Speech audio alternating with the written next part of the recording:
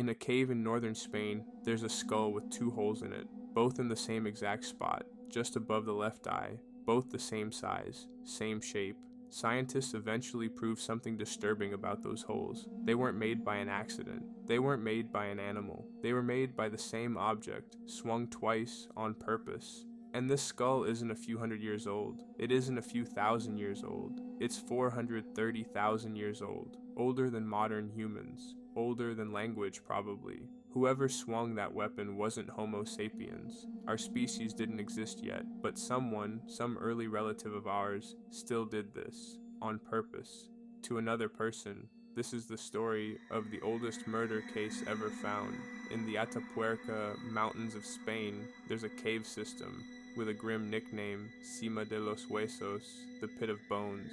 It was first stumbled onto in 1976, not by professional archaeologists, by amateur cavers exploring the Cueva Mare tunnel system. They found a chamber full of ancient bone at the bottom of a vertical shaft, over 40 feet straight down. Even today, reaching it means crawling through narrow cave passages first. It took years before anyone realized what they'd actually found. Formal excavations began properly in the 1980s and 90s, led by a paleoanthropologist named Juan Luis Arzuaga.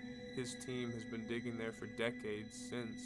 Slowly, carefully, they've pulled out thousands of bone fragments so far, belonging to at least 28 different individuals, making it the largest collection of its kind anywhere in the world. For decades, one question loomed over the entire site.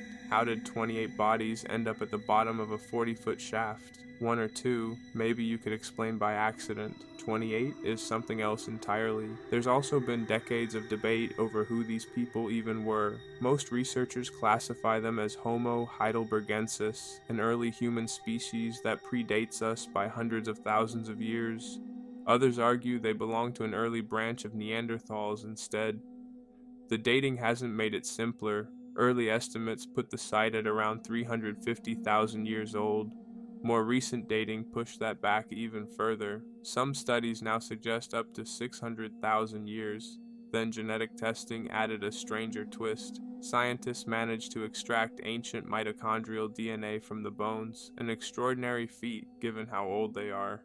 And it linked these individuals to an unexpected relative, not just Neanderthals, Denisovans, a separate mysterious branch of ancient humans, one usually associated with Siberia and East Asia, not Spain. To this day, researchers are still untangling exactly where these people fit on the human family tree. Among the thousands of bones, one single object stood out, a stone hand axe, symmetrical, carefully shaped, made from red quartzite, far more finely crafted than it needed to be for basic use.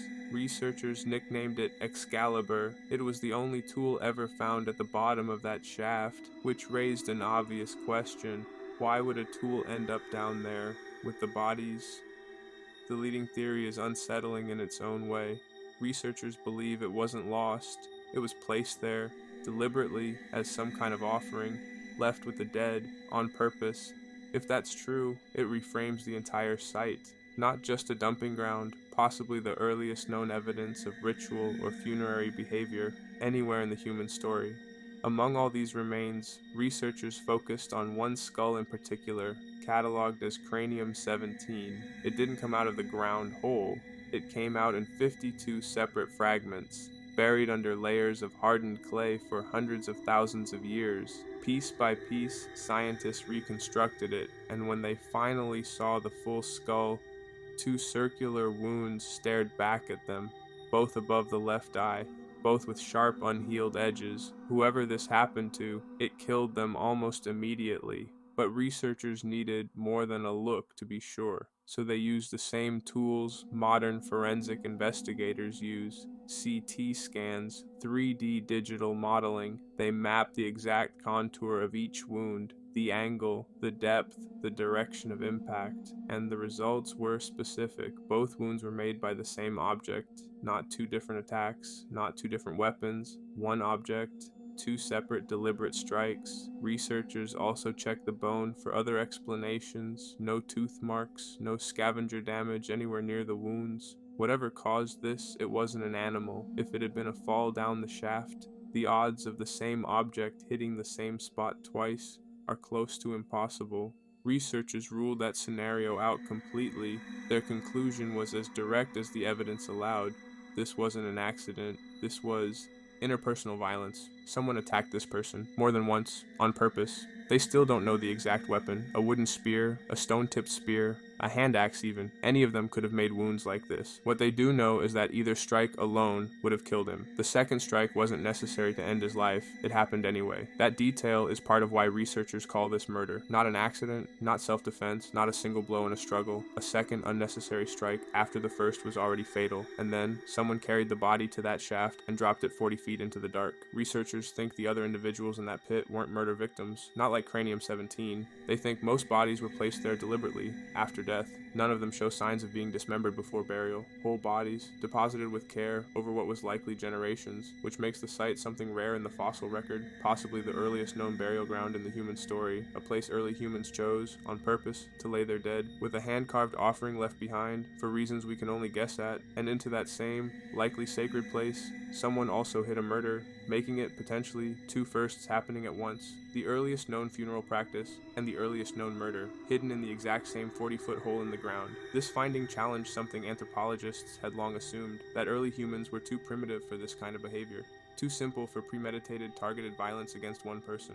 Cranium-17 argues otherwise. This wasn't Homo sapiens, this was a species that lived hundreds of thousands of years before us. Before spoken language, as far as anyone can prove, before agriculture, before writing, before almost everything we associate with humanity, and still, someone picked up an object and made a decision to end another person's life, twice to make sure it worked. So if you've ever wondered when humans started killing each other, the honest answer might be, before we were even fully human yet. Cranium-17 still sits in a lab in Spain today. 52 fragments carefully reassembled, 2 wounds, roughly 430,000 years old, and a killer who was never identified, who never faced any consequence at all. The oldest cold case in the world, and it will stay open forever. If this got under your skin, subscribe. There's a new deep dive into something real every week.